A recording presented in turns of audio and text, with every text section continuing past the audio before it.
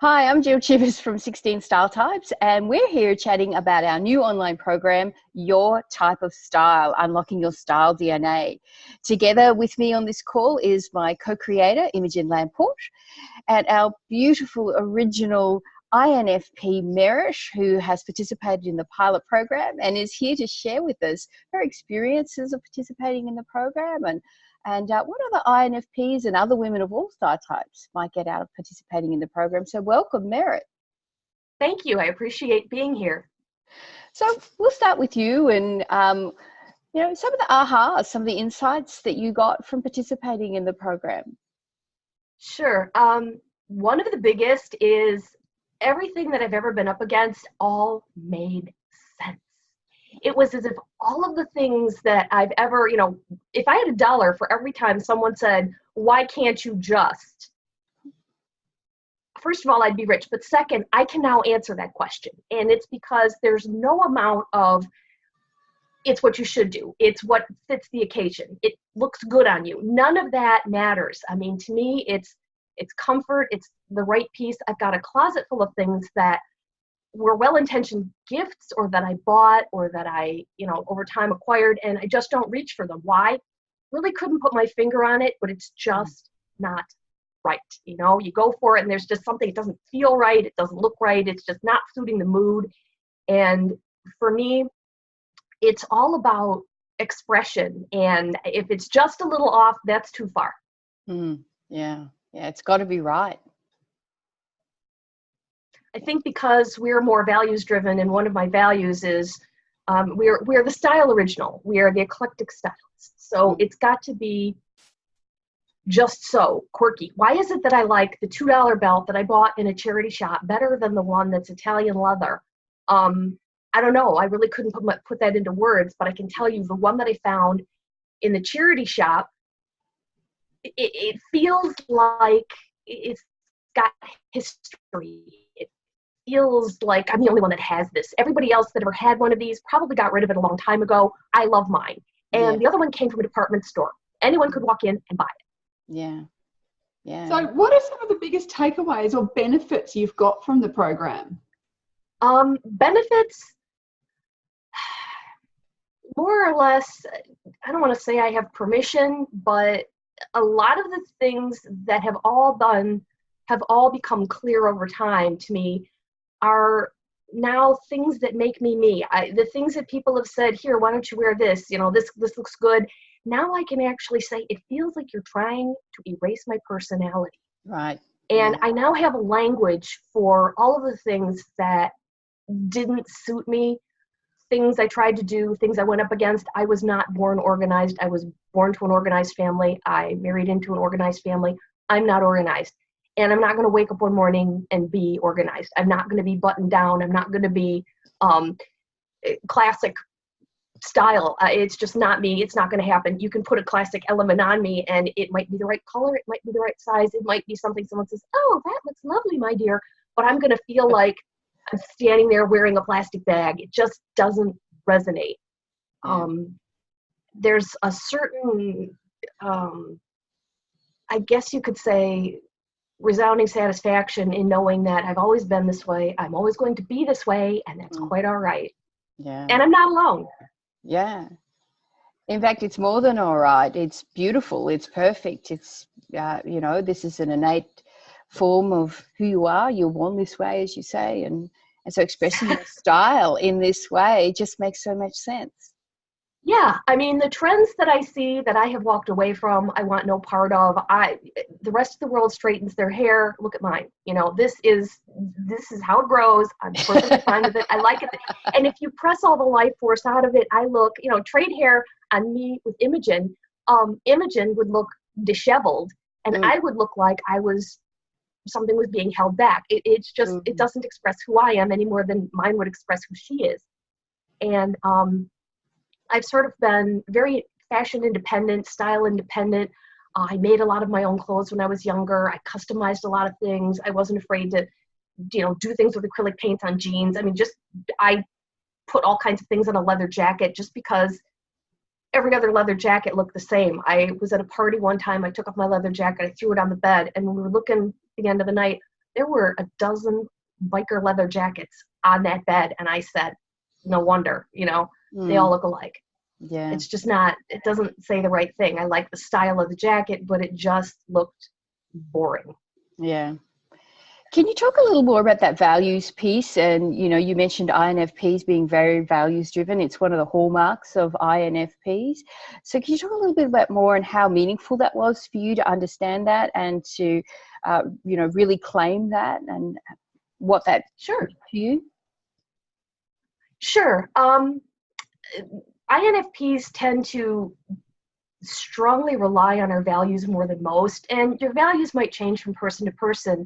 In my case, comfort and kinesthetic appeal is way, way up there. So for me, it better be comfortable. I don't care if it's pretty. I don't care if it's luxurious. If it's not comfortable, I want no part of it.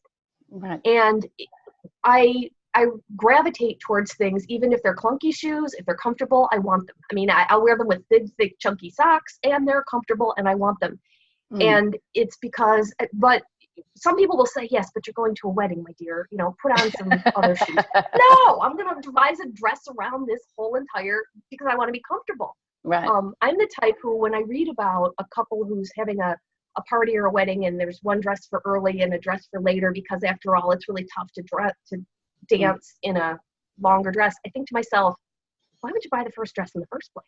Right. Yeah. If it's not comfortable and you can't dance in it and you can't do the things you want to do in it, why did you buy it? You're right. And it's very difficult for me to wrap my head around somebody that says, oh, we're doing it this way, never mind that it's not comfortable. I think to myself, how could you? How are you gonna get by? How are you gonna enjoy yourself? And they look at me and they're like, but everybody's taking pictures of you. How in the world could you wear something dowdy or like you've got, because it's comfortable, because it's something I'm not going to go up against. Yeah. I tell stories all the time about really skirting the edge of corporate attire. And I was able to wear the bare minimum of corporate while sustaining a job because I couldn't stand anything. I liked softer fabrics. I didn't like dress shoes. I hated pantyhose. And I would have knee-high boots on with athletic socks and a slightly longer skirt so you couldn't see that I had bare legs, and an unconstructed jacket and a pullover top instead of a button-up blouse. And okay, it was the skirt and the jacket and everything else, but it was about this far from the edge of what corporate would permit, because I couldn't stand the fibers, the fabric, the fittedness, and most people would say, yes, but they're renting your behavior between 9 and 5, dress the part. Okay, this is as close as I can get without losing my sanity and my soul. Yeah, it cuts very deep, and I think a beautiful example of how important that value of comfort is for you. And of course, the interesting thing, every INFP is different because all their values are different, but just the clarity you have around that and the impact that claiming that has had sounds really significant. It has. I am the type who didn't like school uniforms, and I don't like wearing, I don't know that I could work somewhere that required a uniform at work. And by uniform, I don't necessarily mean this jacket and, this top and these pants. What I mean is if someone says you absolutely must at all times wear black pants and a button-up top or a polo shirt with the company logo, and it can be any color, the fur on the back of my neck goes up, and I think to myself, how badly do I want to be here? Really? Yeah. Is there anything else I could be doing? Yeah, that's just like, you don't want me, you want a warm body. If you wanted me, you'd want all of me, creative expression and all, Can you tell us what you think that other INFPs would get of value out of doing the program? Sure. One of the big things I think we take away, because we're so strongly values driven, is we're not alone. We are the style original. We're the ones that aren't afraid to personalize, customize. You look through the catalog, everyone you know buys it, and you're the one that wears it backwards. I mean, it sort of gives you the freedom to say, I don't have to look like anybody else. I can do this way. I don't have to have an explanation. I can use this to express what I want, who I want, how I want, when I want, and I don't owe anybody anything beyond that. I'm here to do what I have to do, and I look like this, and if you can't take it, hit the road. It's a very freeing thing to say, these things are important to me. You could tell just by looking at me. And if that is unacceptable in your realm, if this is not something you want, to hire me looking like, okay, then perhaps we have a very good separation right now. I mean, if you don't like my hair, I shouldn't be working here. You shouldn't have me working for you. Does that make sense? It gives you the whole permission of saying, it's all right to take that stand. I could very easily wear a nice, hi there, but it feels like something's missing to me. That's very powerful. And I think other INFPs who have strong beliefs or strong values of their own, whatever it is, they don't want to wear sweatshop attire. They don't want to, whatever it is, wear what everybody else has. They don't want to look like everybody else. They don't want to, they want to dance to their own drummer. It's fair game to say, the look that's in is not for me. And if I can't find anything in the store, it's not me, it's the store. It's what they're buying, not what looks good on me. Yeah, I love that. It's not me, it's the store. Yeah. I'm fine. I'm an INFP. I'm good with that. The store can't me. You know what? It's not my store. Yeah. No, that's great. Was there anything that surprised you? Anything that in participating in the program you weren't necessarily expecting that happened or that you experienced? I was not expecting such a deep dive into the pool of self-reflection. I thought it would be, here are some things to think about. Here are some colors to look at. Here are some words to consider when you're silent. I had no idea I would be prodded into writing lengthy paragraphs and page after page after page of reflection on things and remembering old things that, I've spent a lot of time dwelling on, but childhood stuff and teenager stuff. And I went far back, I went really deep, and it all came out, and it all makes sense now. I really wasn't expecting that. The value that I got out of 16 style types just makes me wish I could go up to every member of my family and anyone I ever went to school with and say, there was nothing wrong with me. But this is a perfectly valid way to be and way to look, and I'm sorry that it's not your way, but I don't get on your case, don't get on my. There just was something very therapeutic about the whole experience. Yeah.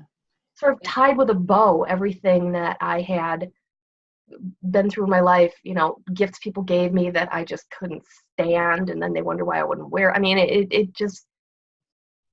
I really didn't think I'd be reflecting back on stuff that happened when I was a little kid like that, but it all came up, and it was very cathartic. Yeah. And also a beautiful illustration of how different Fs can be.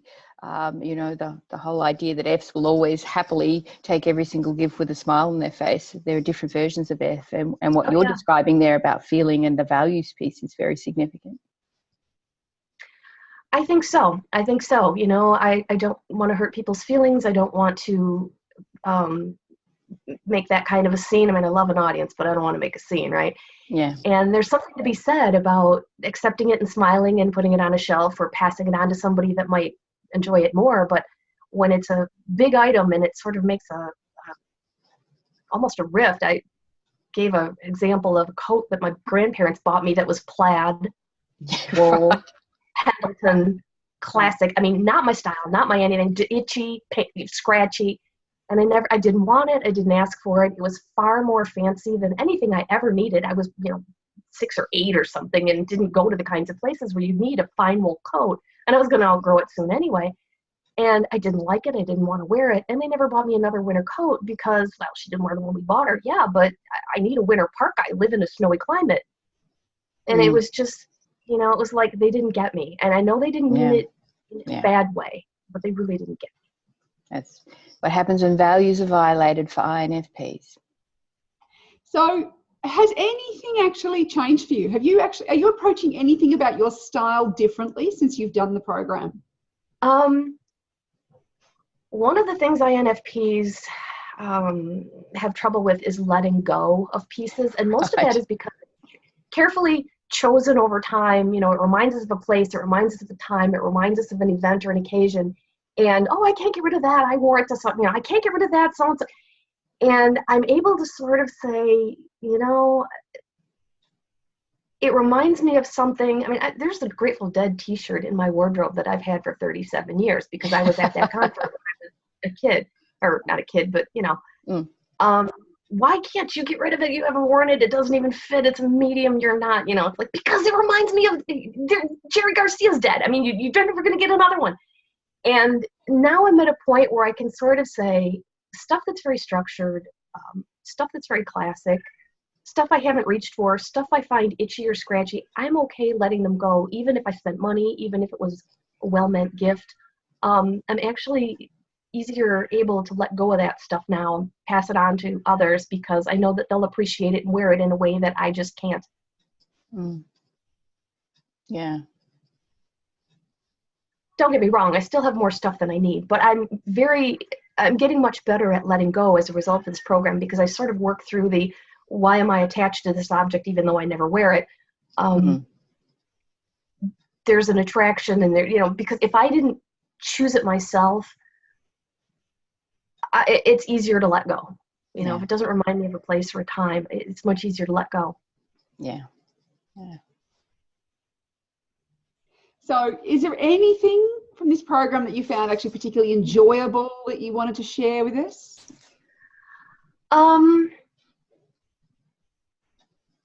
I think what I found really, really interesting was not just working through it on my own, but there were a number of other people who were going through it at the time.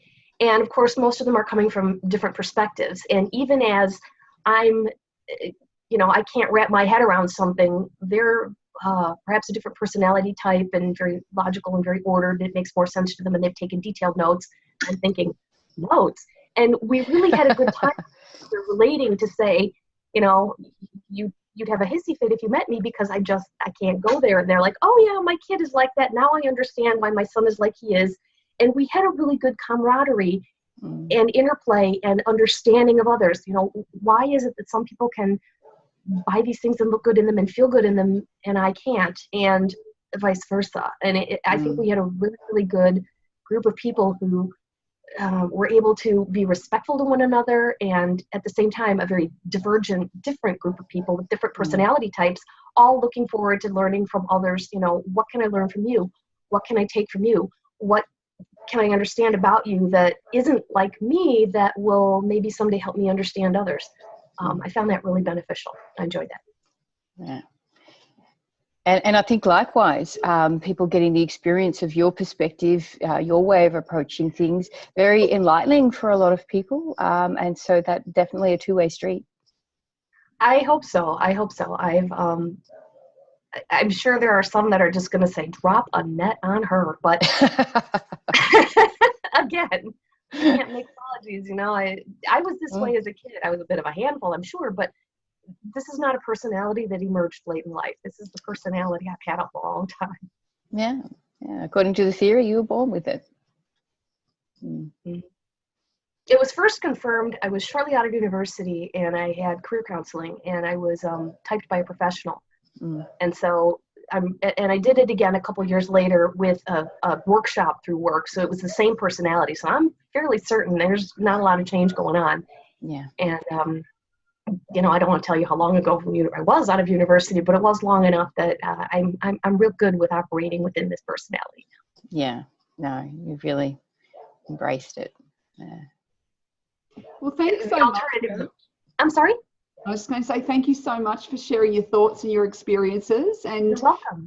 And I know, and it's one of the things that I noticed, that interaction in the group of all the different types is actually really validating and useful because many of us are married or have children who are not the same type as us. And so being able to actually get that perspective to go, God, now I understand more about my INFP child or my INFP husband or my INFP, Right, yeah, exactly.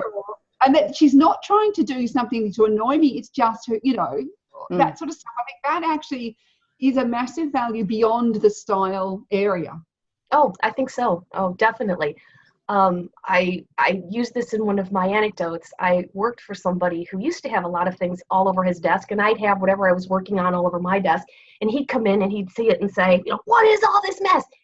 And you'd go into his desk and there was twice as much out. But the difference is he had his nicely, tidily squared off and cornered and stacked in piles. And we started calling him the right angler because his need for order was very visual. And it could be on the desk as long as it was square against the side and in a nice, tidy pile. And it was, again, this was an early job out of university where I realized he's got more stuff on his desk than I do, but he just has it pseudo orderly, and as long as it looks orderly, he's willing to accept that it's orderly. And you've seen people who like a completely clear desk because then they can think, and you like people who people who need everything out or they forget about it. And guess which one I am. But to see the interplay of the different personality types and what comfort zones they have can really help you gauge how you're working with others when you have an understanding of what needs they need to serve. It can really help with interpersonal communication and relationships on a grander scale than just style. Absolutely. Yeah. Well, I want to echo Imogen's thanks. Thank you for participating in the pilot program and for sharing your thoughts here with us today. Oh, you're so welcome. I was really glad to be a part of it. I really enjoyed this.